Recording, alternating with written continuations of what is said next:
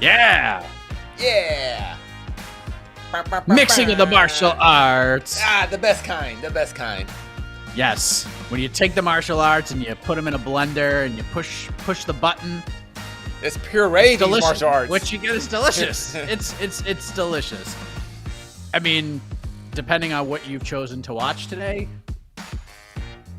kind of determines the taste. But we're not going to talk about that. We're going to talk about UFC Vegas 70, which is kicking off in about 29 minutes. Main event, Nikita Krylov versus Ryan Spann. We got the return of Andre Muniz. We have the return of Tatiana Suarez.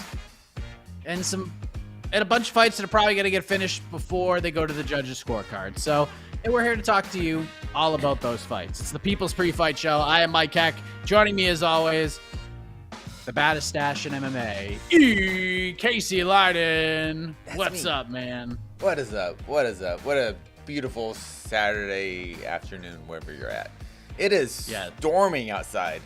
It's like flooding in LA. It never rains in LA, and it's crazy down here.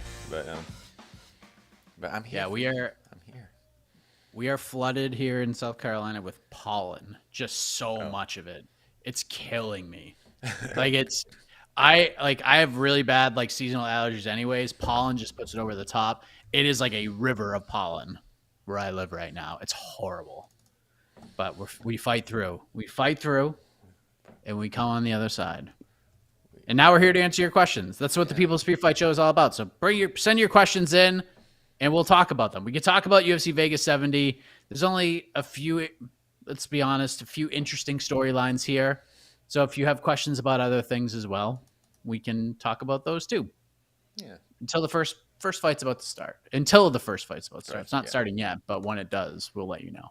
Oops. Oh, this is from last week. Sorry. Oh, oh yeah, it's funny. I've been thinking about this exact question and this exact comment for like a week now. This aged really poorly. I mean, just really poorly. But I enjoy your positivity, Mr. Poton. But it is what it is. Yes. What a callback from Chase. Thank you, Chase. All right. Okay, here we go. So who here is going to be screening it?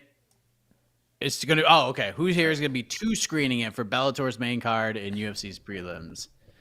Yeah. Oh man. I mean, should we just get right into it? I might have tapped out from Bellator altogether. I might have tapped out from this Bellator card altogether. Those prelims, man, were a tough watch. Really tough. Norbert Novenyi Jr. just kind of came through and gave it a boost of energy that it just really, really needed. And then it got followed up with Oleg Popov and Gokhan Sarakam, which was just an awful fight. We got Mike Shipman, Charlie Ward, which was not all that thrilling. The Brian Moore, Luca Iovine fight was not bad. It was kind of fun, but it was also a fight that people expected Brian Moore to just absolutely truck Iovine, and that didn't happen. Smallin fight was all right. The Kelly Jordan fight was okay until the finish, and then the Magomed Sharapov finish was great. I turned it on, and maybe the first 5 fights were incredible fights, and my scale is not weighed correctly, but I started right after the Magomed Sharapov fight and got to the beginning of the Karl Moore-Rozanski fight, and I was just like, I can't do it anymore. I just can't. So I'll definitely be watching the UFC. I'll probably have the Bellator one on once I know the co-main event's about to start. Then I'll switch it over. But I need a Bellator break after those prelims. I feel you. Yeah, you're being kind too, Mr. Heck. And I am. You are. And I like Bellator. I'm not as, I don't hate on them as much as maybe some other members of the staff do, but this card was, but one thing, this card to be awesome too. Like I wanted to turn it on and just watch a bunch of first round finishes. Like that's what I was waiting for. We've 18 fights. This was set up to have a bunch of first round finishes on it, and we got Novenyi, but Oh, man, it's been tough to watch. When you do like 200 prelims, you need a lot of first round finishes. That's just kind of the part of the. More than half of these fights have gone to decision. That's not good. Not good decisions. Not like, whoa, that's they're gonna be a lot of competition for fight of the night. Not like that. It's just like, all right, that was a fight. Like we all thought Charlie Ward, Mike Shipman was gonna be like this barn burner, and it wasn't. Like it was everything but. It was even John McCarthy. God bless that man. He just even John was like. Just trying to pump the fight up as much as he could. Hey, listen, some people aren't going to like what Mike Shipman's doing right now, but this is great fight IQ. You can't fall into the traps of Charlie Ward who just wants to get in there and just throw a bunch of fireworks haymakers at you. You gotta fight smart. You gotta get the W. You gotta go for the win. And then he even quoted Bob Uecker at certain points because the action was so slow. It was like, oh man, but my hopes were actually really high. I was like, all right, I'm gonna watch it. I'm going to get into these prelims because there's some things that I'm really intrigued by. We're going to get a bunch of finishes. Like, it's going to set the table nice. I've never heard a Dublin MMA crowd so quiet ever, as they are during this card. I felt bad, and when we did the wide shots, I was like, oh, well, maybe, the Dublin crowd got there late. No, they look like they showed up early. That place looked filled, and they were just like, they were polite. They were very respectful for the efforts that these gentlemen were putting in the cage. But yes. Yes. All right, but hey, can't win them all. Positive. Positive. The main card does look pretty good. Obviously, it was a coin flip on the prelims. Main card looks pretty good. Karen Clark's always fun. I think Janae Harding, Sinead Kavanaugh, world beaters, but those two are just going to beat the hell out of each other. Bryce Logan, Peter Queally. We get the Peter Queally entrance, so that's always fun. Kennedy Carvalho is a pretty fun fight. And then the main event is the best fight of the weekend. So hopefully they can turn me around. But right now, man, that was not great. All right, here we go. To the questions. What's your hype level for UFC Vegas 70? How do we determine this? By letter grade? By 1 to 10?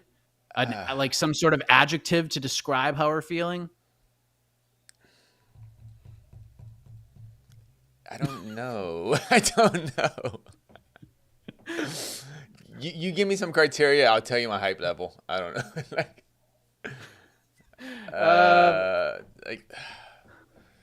I'll say. I don't want to sound negative. I'm trying to keep it. Yay. I'm hyped for certain fights for sure. I'm hyped I'm not necessarily hyped for any of the matchups. I am hyped for just seeing like Andre Muniz, kind of fight. I'm hyped for the return of Tatiana Suarez to see if it's the same Tatiana Suarez before she left, due to her injuries. And there's fights. I don't know.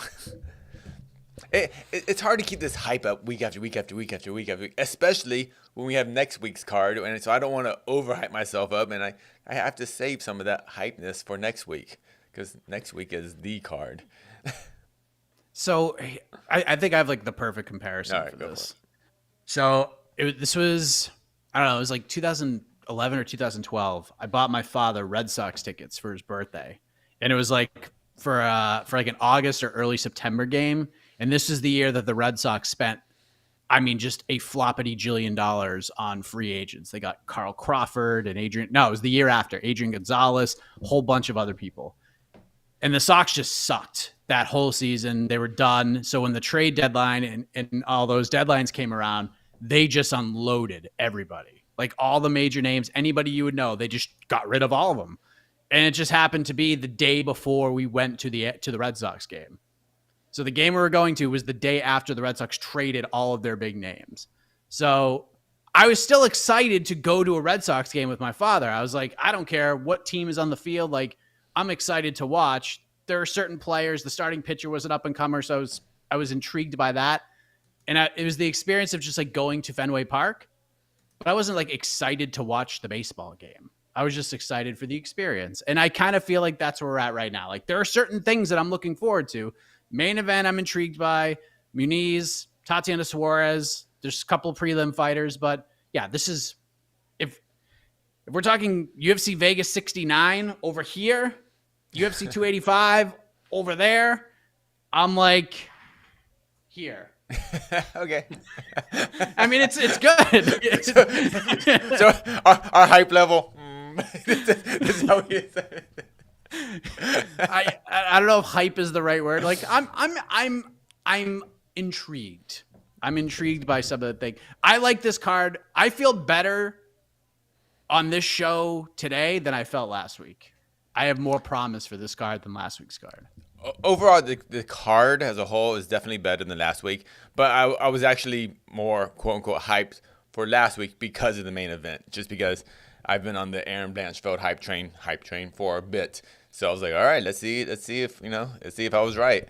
So but definitely as a card, this is a better card. But in the grand scheme of things, it's just another day at the office. As far as like MMA fans, I think this is the norm now for fight nights. I think we need to get used to this. Oh yeah, especially the Apex cards. If they're gonna do an Apex card, they're gonna look like this. Yeah, no problem. Actually, this is a fair question. Why not be negative if it is appropriate? Shouldn't media call it as they see it? Yeah, and we do that, and people give us crap all the time. But like, I don't want to be the dumpster that just gets lit on fire every time. I don't want to be that guy. I will be honest when it happens. I've made resolutions that I'm maybe more positive, that I'm not just gonna immediately dump on things with like every bit of vigor, because I feel like there were times last year where I fell into that and I didn't love it. But at the same token, you have to be honest about what you're seeing. And yeah, if a card looks terrible on paper, I'm going to say it. But it doesn't mean it can't be good. It doesn't mean I'm not going to watch it. There's a difference there. If I'm just like, oh, this card sucks so bad, I'm not going to watch it, I'm just going to take the day off, that's a whole different thing. I ain't going to say that. But yeah, yikes. It's a tough time. It's a tough time. I kind of wish I was on the KSW beat for a little while today. But it is what it is. Like, it's okay to say things aren't great, but it doesn't matter. But just because we say like this, a card on paper looks not fantastic, we could get 11 finishes tonight, and the card could be just a lot of fun to watch. And then people are going to come back and say, see, this is why you can't be negative about stuff. It still doesn't make it good. Just because you got 11 finishes just means it was fun to watch. It still doesn't make the card good. You know what I mean? Yeah. Like 285, that lineup is great. It's not good. It's great. Mm-hmm. It might be a so-so entertaining card, but the card on paper is great. I mean, 100%. Yeah. I mean, we don't know. John Jones might grind out Suragan for 25 minutes. We're like, that was great. That's not gonna be great. It's gonna be interesting and like, wow, okay, we learned a lot. But yeah, So to answer your question, I don't know. Hope we answered your question, Mr. Easter. Yeah, right, I don't want to be negative, but if we need to say what's on our mind, we will. Yeah. Just like every other sport does, by the way. Every other sport does this. Let's talk about last night real quick. What did you guys think of Fabricio Andrade's performance from last night? Would he be ranked in his weight class if he was in the UFC? What do we like? How would we rank him? 30? Is he a 35er or a 45er? I'm assuming he's a 30. I'm assuming if he fought in the United States under the United States weight cutting standards, he would be a 35er. Lineker would be a 35er over here. So I consider him a 35er. If he's a 35er, like if he's gonna fight at bantamweight, yeah, he probably is a bantamweight. But would you think probably just outside of the top? He's probably just outside of the top 15. I don't know if I would rank him. I have Lineker in my top 15, and I would definitely rank Andrade, or is it Andrade? How do you say it? Andrade. I've heard both. Honestly, I think Fabricio. We're buds. Fabricio. It's weird saying Fabricio because I just associate that Verdum so much. When I say Fabricio, I automatically go Verdum. But Fabricio Andrade's performance was awesome last night. I thought Lineker's performance was awesome last night. I thought it was a great. It was a good fight. It was a fun fight. I love the fact that it was in a ring last night. It just looks. I'm just a big fan of ring, so it's just a fun show. I like these one cards. I think they're just so on Amazon Prime. They're just so easy to watch. It's just I felt like before I had to go through like 4 apps and like Chromecast and all this weird stuff to get it on my TV. This is like just really simple to find. It was just open the Amazon Prime on my TV. It was the first thing is at the top. Click play live or go to the beginning of the event. It's like boom, click live, and like just the fight was about to start right then. So I only saw the main event live, and it was a great main event. Fabricio Andrade really impressed me. It was just a fun, violent fight, and yeah, I I think he's a top 15 guy who is only getting better, and one found or discovered. I don't really know a lot about him, but he seems to be a guy that we're gonna hear his name a lot for a while, and it was a great performance. What did you think? But I think the biggest story of the night is that whole thing that we've been always like, the corners need to protect their fighters, blah, blah, blah. It happened last night. Yeah, which I thought was great. It happened. And the fight where Lineker could have gone out into the 5th round and got his butt kicked for 5 more minutes. Maybe there's a chance, a 3% chance he can, especially a guy like Lineker who has one-punch knockout power. Yeah, a guy like that is really hard to tell your fighter, nope, you lost, when he has the ability to still win the fight. And the fact that I'm pretty sure it was his manager, the legendary Alex Davis, said, nope, you're good, you're done. And it's just a way to save your fighter. Way to save your fighter. Maybe in the UFC he might be ranked. In the UFC he would be ranked maybe 15, because Jack Shore is ranked and he's not even a bantamweight anymore. Like Jack's already is making the move to 45, so maybe he goes in at 15. But in my rankings, he will not be a top 15 fighter. He'll be close. He'll be knocking on the door, but he won't be there yet. But I do think there are guys in my top 15 right now that I think he has a good chance to beat. Like I think he could beat Sergio Pettis. I think you think he could beat the Bellator champion right now. That's how good you think he is. Like you give him an honest. I think he could. I think he could. But you're not super high on Sergio though. You're kind of like I'm not as high on Sergio as you are. Yeah, you're higher on Sergio. I'm pretty high on Sergio. So in the fight with Archuleta, I thought he looked phenomenal. I thought that was Sergio Pettis' best performance ever. He's good though, but it's not me dumping on him. I just need to see him fight somebody else. You just need to see more. Yeah, it wouldn't surprise you if he got signed to the UFC within like 2 years. You know, he's a top 5 fighter. You'd be like, oh, okay, I could have seen that. You know, he just needs the opportunity kind of prove it. But it looks like he's there. I'd love to see him fight a Pettis. I'd love to see him fight a Rafian Stotts. Him versus like Song Yadong would be fun. Him versus Ricky Simone would be fun. Like, there's a lot of fun fights for him, but I just don't know if one can provide him any better competition than John. Yeah. And I just hope it's not like, I hope he's just not locked there for like 6 more fights and then this is the division for him. Like, there's good fighters, there's decent fighters for him to fight, but I feel like John is like the ceiling for him at 1, unless they can make some big time. He won the belt. I mean, he fought their champ, right? Lineker was the champ, right? Yeah, I mean, he was. Yeah, in my eyes, he was kind of the champ, anyways, because he put the boots to John in that fight, in that first fight. He was outclassing him. So I'm not really surprised with the result, but the issue is like in the UFC's bantamweight division, 135 of the UFC, there's 25 guys that are all coming. One doesn't really have that right now. It's tough. I'm just gonna plead ignorance because I can't. There's so much MMA out there. I just can't follow one's roster as close as I would like to. So I don't know how deep they're, because Andrade kind of came out of nowhere for me. But obviously, if you follow, Asian MMA, you probably like, dude, Casey, you casual, you didn't know about Andrade, So I will openly plead ignorance on that one. But he looked awesome, and I just don't know very much about the one's bantamweight division. Yeah, because like DJ's technically a bantamweight. Oh, like they say he's a flyweight, but he fights at 135. Like Adriano Moraes could never make 125 ever. Like could cut his leg off and he couldn't make 125. So he barely makes 135 for those fights. So I mean, dude, you want to give me some FA? You want to give me some FDA against DJ down the road? I'll watch the hell out of that. That'd be sweet. That'd be fun. That'd be really fun. All right. Thank you for your question. Oh. Trevor Peak 7-0 all KOs, man, an absolute animal who always brings it.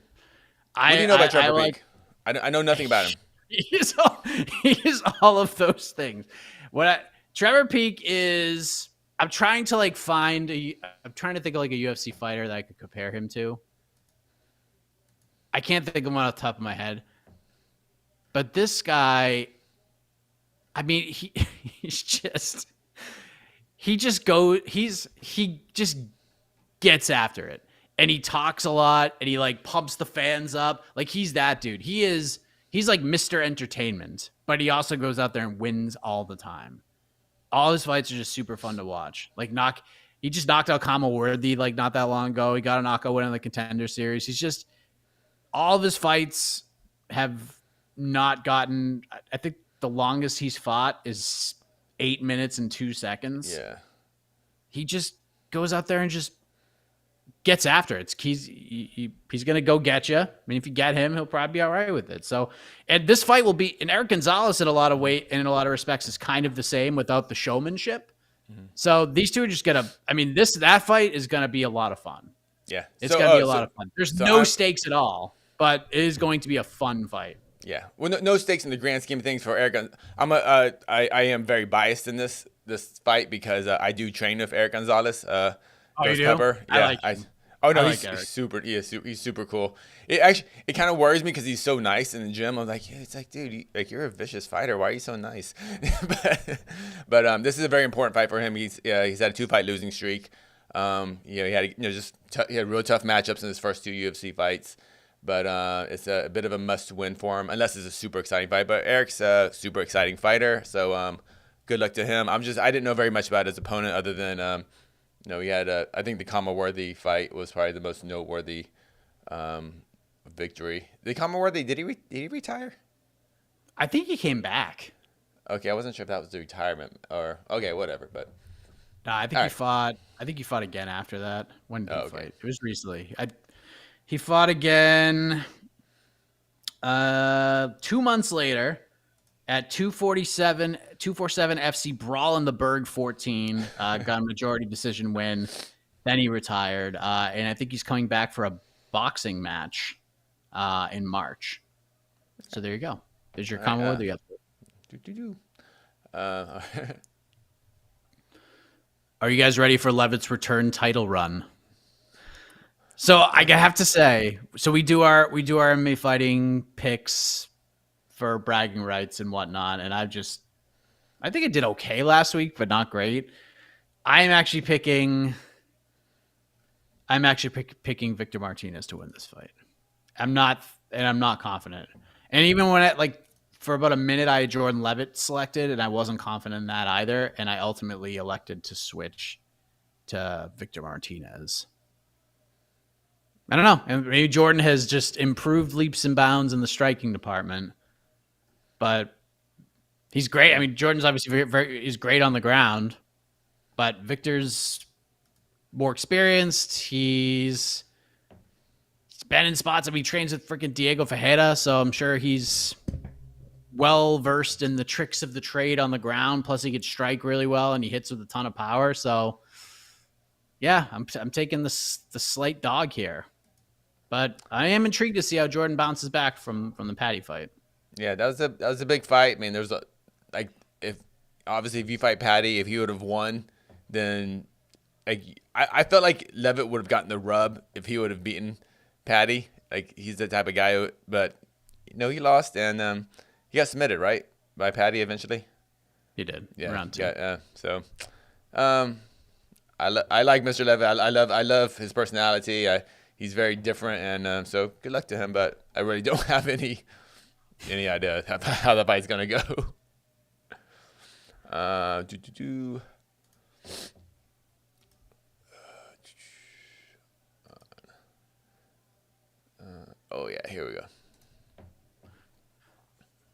How excited are you guys for Tatiana Suarez's comeback? Do you believe the long layoff might affect your performance tonight? So what do you think about this? Do you think there will be any kind of ring rust here? No. I believe she is at such a good camp right now, and she just seems. I'm going a very social media type of outlook on her. I mean, opinion on her, but just very confident in who she is right now and coming in. I think she's the type of fighter that she was not going to return until she was 100% confident, that maybe even 150% confident that she's going to be the same or better version of her that left 4 years ago. And the camp that she's with, dude, I mean, I'm expecting big things from her. And this is a very, very tough tune-up fight, because if she wins tonight, her next fight will be, I'm confident it'll be a top 5 fighter in the strawweight division, her next fight. So this is, I think after this card's gonna be done, she will be what we're talking about mostly at the end of the night. So yeah. Yeah, probably. I love the matchmaking here because Montana's just gonna fight her. Like, Montana's gonna fight her. So if she has ring rust, Montana's gonna put her in a position where she's gonna have to like shake that rust out real quick, because Montana's gonna go in there and punch her in the face. She's not gonna care who she is, what she's done in the past. Montana's a tough out, but she's also like the perfect comeback opponent because she will get after it with Tatiana and force her to do things. And if there's no ring rust, I think Tatiana's going to win. I think she's going to end up finishing her. Maybe the start's a little slow. Like, Jed feels like it's going to be like the Dominic Cruz comeback fight against Mitsugaki, where he just comes out and just absolutely annihilate him. I don't know if we're going to see that. I think there might be some moments where, because there's a difference. Like, Tatiana Suarez, it's 8-0. This is like her 9th pro fight, maybe her 10th. And Dominic Cruz already had like 35 before that or something crazy like that. So I think there's going to be moments of like reflection in there. Like, wow, can't believe I'm finally back in this and it's actually happening. But I think eventually that's going to wear off as the fight goes on. And I do think Tatiana gets a finish. I think I have it in round 3. Yeah. I think, has Suarez has she lost a round before? Did she lose a round to Nina Nunes? She must have. I mean, she won a unanimous decision, but I'm not sure the actual score of the fight. Let me see what the scorecards were. I think there was some 29-28. I think there was 29-28. But I don't think she's. But I don't recall her ever being like close to being finished or anything. Like, whoa, that was a crazy close. No. Yeah, like.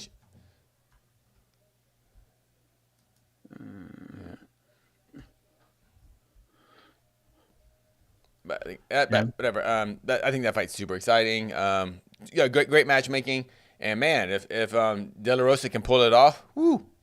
Because for a while there was a moment when people were like, hey, maybe Montana got some title hopes in her, So,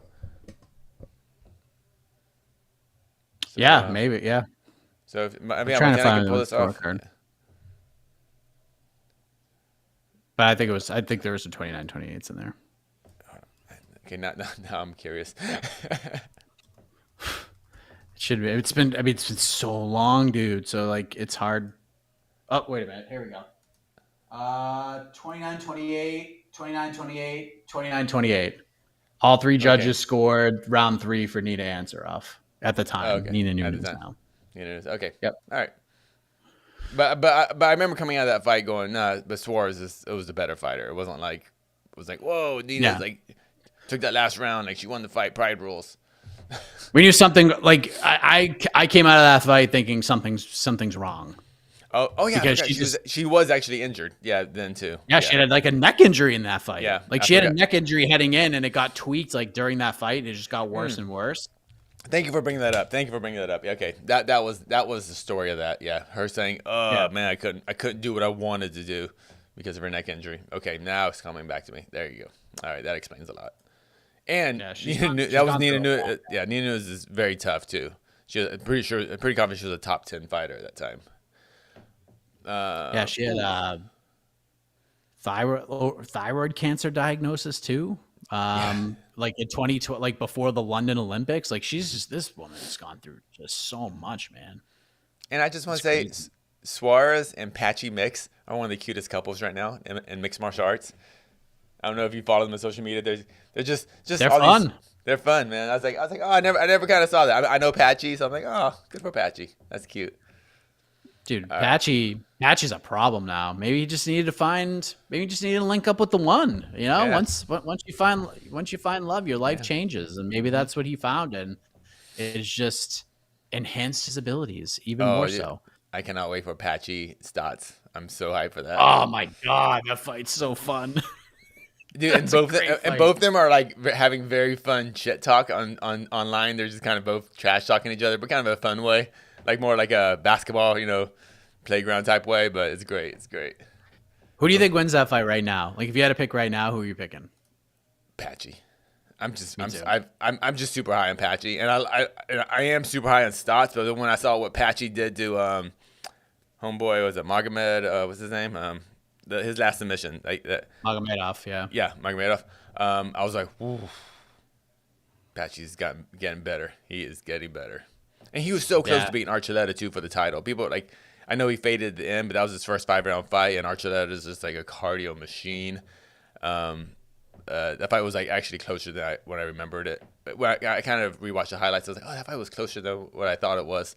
But Patchy's getting better, and like I said, he's at a great camp now at Extreme Couture with Mr. Nixick. So good things for them. Here we go. That fight is the fight I'm looking forward to the most for Bellator. Yep. That's on the books right now. Can Charles Johnson versus Odie Osborne be relied on for the classic flyweight underbet, considering it's being fought at 130-pound catchweight? I certainly am picking that. I certainly am picking a finish in that one. Oh, it's a catchweight? What happened? Why is it a catchweight? Because Charles took the fight on short notice. Oh, there you go. Sorry. I can't remember. Who was the original opponent? Who the hell was it? Dana's? I don't know who that is. Bondar? Dennis Bondar? Oh, Dennis Bondar. I think it was. Well, either way, if this fight was higher in the card, I would almost slot it in for some type of performance bonus or fight of the night. Sometimes very early fights kind of get forgotten, but I think I'm very excited about this fight. I love Odie Osborne. Right. What's going on? Bellator? No, we just ain't messing around. Okay. Aliev is already in the cage. And here comes Rafael Alves. We're like ready to go. Oh, really? We are not messing around, baby. We are not messing around. Oh, that's cool. Are they in the cage? Really? Like a lot. Yeah. Oh crap. Okay. Shoot. They have a live shot of Aliev's like home. They're in Tajikistan, and there's like a big stadium, and there's like, tens of thousands of people in this big stadium watching this fight right now. Oh man, I feel bad. Cool. I picked Alves, so. I picked Aliev. You did? Kid's good, man. He's good. He's real good. 22. Kid's real good. Yeah. All right, let's play around. Speaking of that, I do think this fight's going to get finished. I do think this fight's going to get finished, by the way. I don't know by who. Both guys are sort of like, Odie's just going to get in there and try to take your head off. And if that doesn't work, Charles will probably get him out of there in round 2, but wouldn't shock me if Odie got him out of there in round 1. Odie is a very electric guy. So, okay. Bonuses. Do you have a bonus pick? Suarez. Yep. And just because I'm very biased, Eric Gonzalez. Wow. And fight of the night, Odie Osborne, Charles Johnson. Yes. Fight of the night, I think, is going to be the main event. I don't know. There's a bunch of possible fight of the night options here. I will go with Mike Malott and Suarez for the performance bonuses. But this could be one of those cards where there's a bunch of performance bonuses. Let's do main card picks, and then we'll get on out of here. I'm picking Mike Malott via KO. I believe I have him in round 2 against Johan Lainez. That fight is going to be a lot of fun. Who do you have? Mike Malott, KO, round 2. I have Tatiana Suarez. Submission round 2. I thought I had my round 3, but I'm picking round 2. Mike, heck. Suarez, submission, round 2. Oh, I mean, 2 Ps, 2 Ps. What is going to be the strangest fight on the entire card, I'm certain. Some heavyweights. Augusto Sakai, Don'Tale Mayes. I am picking Don'Tale Mayes with I'm so tired, I can barely throw punches, TKO round 3 in a fight that might be the funniest thing we see all day. You're going one of those, like, just 2 tired men going, yep. Just 2 tired dudes, and Mayes lands a big shot. Die. Yeah, it's going to be one of those. One of those, like, Mayes. He's doing this, he looks at the ref like, come on. I'm not confident in that pick at all, but that's I'm going Sakai by decision in a fight. I'm picking Andre Muniz in a decision that when the fight's over, we're gonna be like, all right, Andre won that fight, but we're gonna be having conversations about Andre Muniz being tested somewhat in this one. So I will pick Andre Muniz, be a decision. I think Brennan's gonna be tougher than people are giving him credit for. I'm going Andre Muniz by decision, and it's one of those fights where in the 3rd round they'll just be talking about how tough Brendan Allen is. Yeah, it could be. That could happen. It's clear Muniz just Brendan Allen's just super tough, and that's why I think he'll survive the 15 minutes. But I'm pretty confident Muniz will win. But unfortunately, I don't think it'll be the type of win where he'll still have a couple fights to get to that title shot. Yeah. And then the main event, who do you got? I got Al Capone KO round 3. He's still Al Capone to me. I have Krylov submission round 3. Submission round 3. All right. Submission round 3. I know it's a tough pick, but if this fight goes to round 3, Ryan Spann is going to be huffing and puffing, I'm sure. But he's trying now. I understand that, but he's also Ryan Spann, and he's gonna be throwing hammers for 12 minutes until that point happens where he's just like, oh man, I can't believe I can get this guy out of there. But this fight could end in a minute, or it could end in I don't know. I don't think it's going to the cards, but I feel like if it ends in the first, it's gonna be Spann winning, and if it ends any later, then it'll be Krylov winning. If Spann does somehow say knock out Krylov, within 90 seconds, I don't know. There'll be some really interesting conversations about Ryan Spann. They're like, okay, maybe he really did turn that corner, almost like Jamal Hill in the sense it was like, oh, Jamal Hill was good, but now he's really good. And who knows? Maybe the same thing might happen for Spann, where we always knew he was a kind of dangerous striker, but he can get around that and eventually kind of beat him. But if he can do it again, who knows? But I do believe this is one of those fights where there are going to be 2 times we're going to be laughing, going, what the hell are we watching? That's very possible. Yeah. Ryan, if you're watching this right now, let me just look into my eyes. Look into my eyes. The MMA fighting mantra: do the thing. If you do the thing in the cage and you get him out of there and you obliterate this man, when that microphone is in your face, you need to do something with it. Okay? You need to call out a name. The name I would recommend is Jan Blachowicz. Call out Jan. That's the fight. If you want to call it Ankalaev, that's cool, but you need to have a name. Don't be, whoever the UFC wants to give me, I just want to fight, man. I'm actually taking this seriously. I love that promo the last time, but you have to call somebody out. Call out Jan Blachowicz. Call out Jan Blachowicz, #1 contender fight. Boom. There you go. Don't let me down, Ryan. Don't let me down. Even though I'm not picking you to win the fight. But just do the thing. Because I feel like he's a win away from a title shot in this division. In that division, for sure. Tonight. That doesn't mean if he wins in 90 seconds and kind of just sleeps Krylov, which I don't think anyone's really just slept him like that. People have beaten him, but I don't maybe they've submitted him, but just boom, he's just done. Yeah, there'll be some fun conversations about Krylov. About Ryan Spann. But, for sure. Okay. All right, you can hit the music. We have our first official timeout. Could be a low blow or something happened, but Aliev had a takedown for basically 3 minutes, and I'm not really sure what happened. But all right, we're done. We will see you after this after the card for the post-fight show. So join us after the fight. We'll react to what happened, what transpired. I don't know what is happening right now. Mark Smith is calling in commission officials. So we're off to a rousing start, folks. Are we taking a point? Are we taking a point? We are taking a point.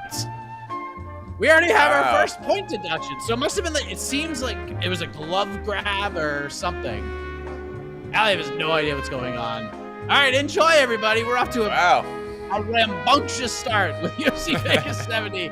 Enjoy. We'll see you after the card.